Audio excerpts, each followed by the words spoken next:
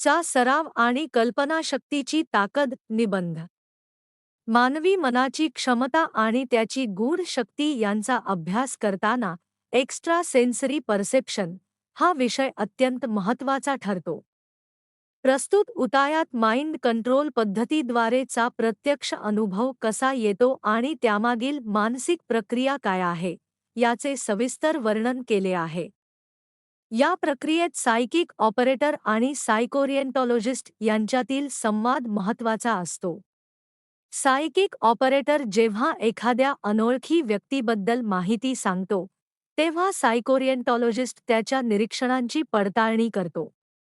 उदाहरणार्थ, त्या व्यक्तीचा उजवा फुफ्फुस नसणे आणि कानामागे खोल जखम असणे ही माहिती बरोबर ठरते.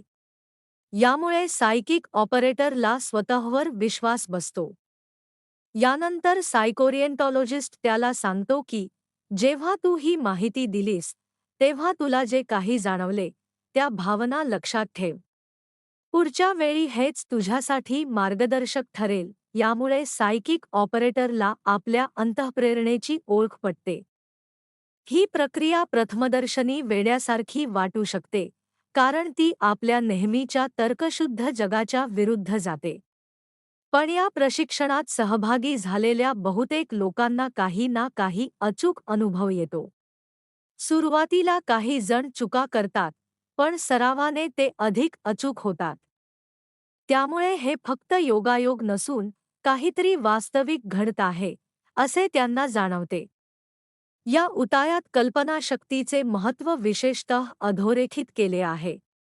आपण अनेकदा कल्पनाशक्तीला निरर्थक समजतो, पण खरे तर कला, सर्जनशीलता आणि यांचे मूळ हीच कल्पनाशक्ती आहे. योग्य प्रशिक्षण दिल्यास कल्पनाशक्ती ही एक शक्तिशाली साधन बनू शकते. माइंड कंट्रोलचा विद्यार्थी जेव्हा पहिल्यांदाचा अनुभव घेतो, तेव्हा त्याला वाटते की तो फक्त कल्पना करत आहे. म्हणूनच त्याला सतत बोलत राहण्यास सांगितले जाते. जर तो थांबला, तर त्याचे तर्कशुद्ध मन सक्रिय होऊन त्याच्या अंतःप्रेरणेला दाबून टाकते. पण जेव्हा त्याला पहिला अचूक अनुभव मिळतो, तेव्हा त्याला समजते की तो केवळ कल्पना करत नाही, तर आपल्या अंतर्गत शक्तीचा उपयोग करत आहे.